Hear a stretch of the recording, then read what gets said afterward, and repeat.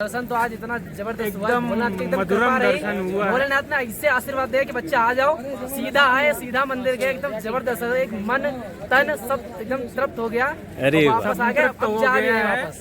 अच्छा, पहले सोचे थे कि एकदम कल जाएंगे, प्रभु पर लेकिन इतना अर्पण हो जबरदस्त गया दर्शन है। हुआ, आराम के लिए थकावट पूरी गायब हो गई एकदम। मतलब पहुंच गया स्वर्ग, अब जिंदगी कुछ चाहिए नहीं भैया, बस अरे बस, वाह, सब अरे पा गए, वाह। सब पा गए। प्रभु सारी कृपा एकदम, बरसाए सब रहे। पा गए भैया। जय पूरी कृपा भोलेनाथ, अपनी हर बरसाए महादेव। रहे। हेलो फ्रेंड्स, मैं हूँ इस समय केदारनाथ धाम में और इस वीडियो में मैं आपको बताऊंगा कि कैसे आप यहाँ पे पहुँच सकते हैं, साथ ही यहाँ पर आप कहाँ पे स्टे कर सकते हैं और इस यात्रा में कुल कितना खर्चा आएगा। अगर आपको ये वीडियो अच्छी लगे तो वीडियो को लाइक और चैनल को सब्सक्राइब जरूर करें। जय श्री केदार।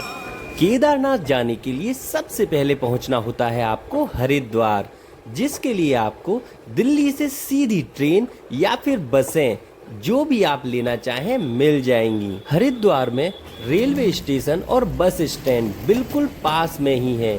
यहाँ पहुँचने के बाद यदि आपके पास समय है तो आप गंगा स्नान का भी लाभ उठा सकते हैं।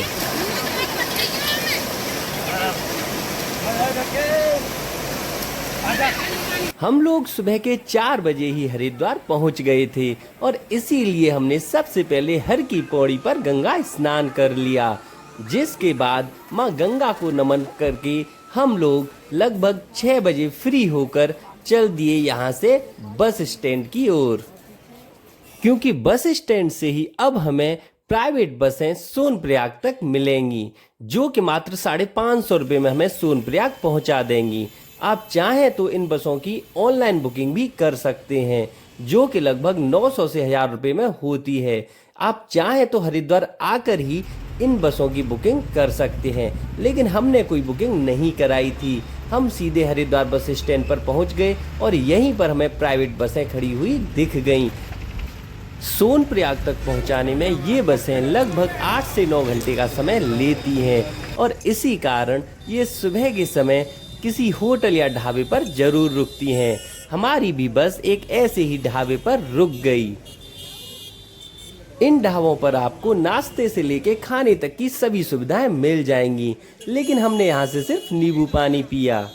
और यहाँ से आगे चलने पर हमें वह पवित्र स्थल देखने को मिला जहाँ से भागीरथी और अलकनंदा मिलकर माँ गंगा के रूप में जानी जाती हैं। जी हाँ, हमारी बस देवप्रयाग से होते हुए आगे बढ़ रही थी। देवप्रयाग और रुद्रप्रयाग से होते हुए हमारी बस सोनप्रयाग पहुंचने ही वाली थी, लेकिन रास्ते में सीतापुर पड़ा और यहाँ पर हमें काफी लंबा जाम देखने के लिए मिला था। इस कारण हम यहाँ से उतरकर पैदल ही आगे की यात्रा करने लगे। यहाँ तक पहुँचते पहुँचते समय हो चला था लगभग 12 बजे और अब हमने सोचा कि क्यों ना पहले लंच कर लिया जाए और इसीलिए हम एक होटल पर आकर खाना खाने के लिए बैठ गए। पहाड़ों में खाने का टेस्ट तो एवरेज ही रहता है, लेकिन ये बात अच्छी है कि यहाँ खाना आपको हर जगह मिल जाएगा। सीतापुर से सोनप्रयाग की दूरी लगभग 5 किलोमीटर की रहती है, जो कि हमने मात्र 20 मिनट में पैदल ही तय कर ली और हम पहुँच गए सोनप्रयाग। यहाँ पहुंचकर सबसे पहले हमने रूम लिया, जो कि हम 4 लोगों को 3500 रुपये में मिला था। रूम की कंडीशन काफी अच्छी थी और क्योंकि हमें थकान हो चली थी तो हमने सोचा कि सबसे पहले अब रेस्ट किया जाए। रूम पर हम लगभग 4 बजे पहुंच चुके थे। यहाँ पर हमने खूब रेस्ट किया और सुबह के 2 बजे उठकर हम तैयार हो गए आगे की यात्रा के लिए। आगे की यात्रा के लिए सबसे पहले हमें पहुंचना था वेरिफिकेशन काउंटर पर। हम काउंटर की लाइन में लग गए और यहाँ पर हमने अपना वेरिफिकेशन लेटर भी निकाल लिया। वेरिफिकेशन के लिए आपको QR कोड स्कैन कराना होता है, जो कि आप मोबाइल पर ही करा लिया है। और अब हम चल दिए हैं यहाँ से आगे जीप लेने के लिए और वो जीप हमें यहाँ से गौरीकुंड तक लेके जाएंगी। तो कैसा रहा आपका वेरिफिकेशन? बहुत अच्छा रहा और बहुत इजीली हो गया हमारे मोबाइल से गाइस। वेरी गुड, यानी मोबाइल से भी हो सकता है, आप चाहें तो अपना लेटर प्रिंट करके भी लेके आ सकते हैं। यात्रा के लिए रजिस्ट्रेशन कैसे होता है, इसके लिए मैंने पूरी वीडियो बना रखी है, जिसका लिंक आपको डिस्क्रिप्शन में मिल जाएगा। आप वहां जाके पूरी जानकारी ले सकते हैं। सोनप्रयाग से आगे हम जीपों से जाते हैं जो कि 50 रुपए के किराए में हमें गौरीकुंड तक पहुंचाती हैं। ये जीपें आपको थोड़ी दूरी चलने पर ही खड़ी हुई मिल जाएंगी और आपको गौरीकुंड तक पहुंचा देंगी। तो फ्रेंड्स, अभी हम पहुंच चुके हैं गौरीकुंड पर और यहाँ से हमारा 16 किलोमीटर का ट्रैक शुरू होगा। तो चलिए देखते हैं कैसा रहने वाला है ये ट्रैक। ठीक है ठीक है ठीक है ठीक है, चलो। हाँ हाँ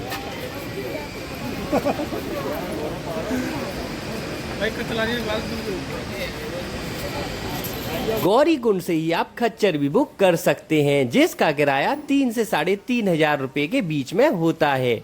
आप चाहें तो पालकी की बुकिंग भी कर सकते हैं, ये आपको लगभग 5 से 6,000 रुपए के बीच में पड़ेगी। थोड़ी दूरी चलने पर हमें खीरे की स्टॉल मिली तो हमने यहाँ से खीरा खाया जो कि हमें 20 रुपए का मिला था और इसके भी रेट आगे जाके बढ़ने वाले थे। खच्चर हो, पालकी हो या फिर पिट्टू हो, इन सभी के रेट दूरी और वजन के अनुसार होते हैं। खच्चर के रेट दूरी के अनुसार, पालकी के और पिट्टू के रेट वजन के अनुसार होते हैं। तो ये आप वहां पर जाकर ही अच्छे से पता कर पाएंगे। मैंने आपको एवरेज प्राइस बता दिए हैं। तो फ्रेंड्स, ट्रैक के दौरान हमें एक बेहद ही खूबसूरत सा झरना देखने के लिए मिला है जो कि काफ़ी ऊंचाई से आ रहा है और यहाँ पर आपको काफ़ी लोग फोटोग्राफी करते हुए नज़र आ जाएंगे।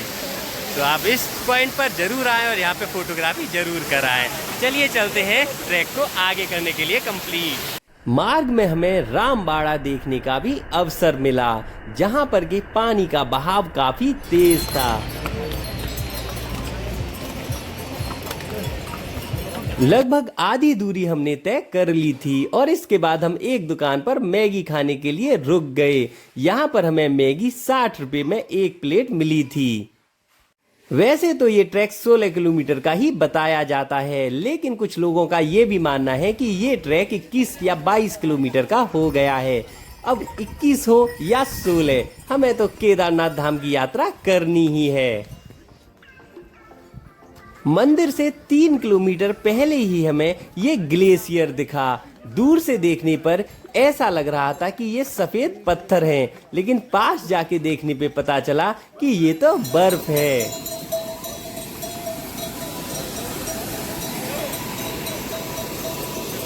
अद्भुत नज़ारों को देखते हुए ही हम पहुंच गए बेस कैंप पर। हर हर महादेव। तो दोस्तों, मैं हूँ केदारनाथ मंदिर से बस 1 किलोमीटर की दूरी पर और जल्द ही पहुँचने वाला हूँ केदारनाथ के मंदिर तक।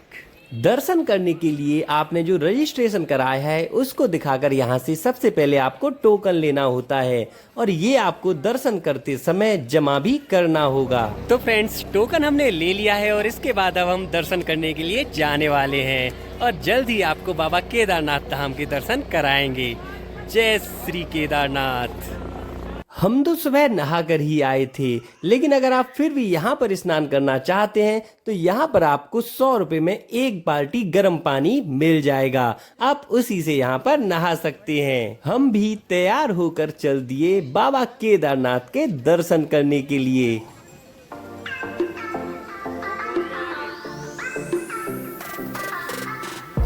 मंदिर के पास पहुंचकर सबसे पहले हमने प्रसाद लिया। यहाँ पर आपको प्रसाद के लिए बहुत सारी दुकानें मिल जाएंगी। यहीं पर आप अपना बैग और स्लीपर्स भी रख सकते हैं।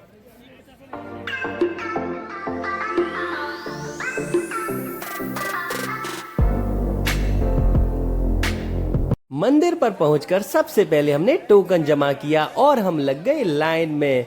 इस समय यहाँ पर लोगों की संख्या काफी कम थी और हम जल्दी जल्दी आगे बढ़ने लगे बाबा के दर्शन के लिए। फाइनली फिर हमने बाबा के दर्शन प्राप्त किए।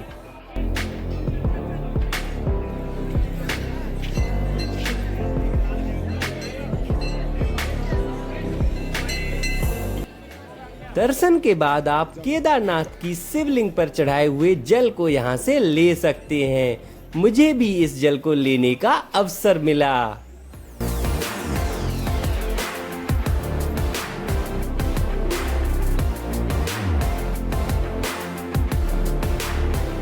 इसके बाद फिर मैं पहुंचा उस चमत्कारी पत्थर को देखने जिसने 2013 की आपदा से इस मंदिर को बचाया था। जी हाँ, यही है भीमशिला। यहीं से थोड़ी दूरी पर स्थित है श्री आदि गुरु शंकराचार्य जी की एक विशाल और सुंदर मूर्ति।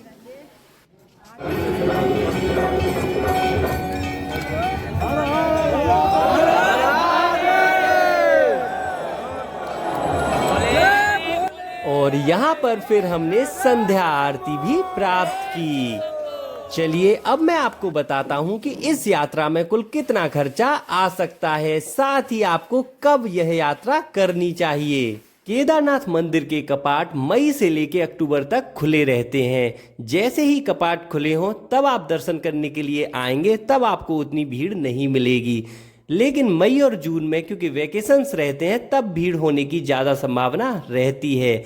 लेकिन फिर भी क्योंकि उसी समय ज़्यादा समय आपके पास रहेगा तो आप उस समय आ सकते हैं। जुलाई में और अगस्त में काफ़ी वर्षा रहती है तो आप उस समय यहाँ पर बिल्कुल ना आएं। इसके अलावा आप सितंबर और अक्टूबर में यहाँ पर आएंगे तो आपको उतनी भीड़ नहीं मिलेगी। अगर आप दिल्ली से अपनी यात्रा कर रहे हैं तो ट्रांसपोर्ट का कुल खर्चा लगभग 2000 रुपये मान सकते हैं, खाने का लगभग 1000 रुपये और रूम का लगभग 2000 रुपये।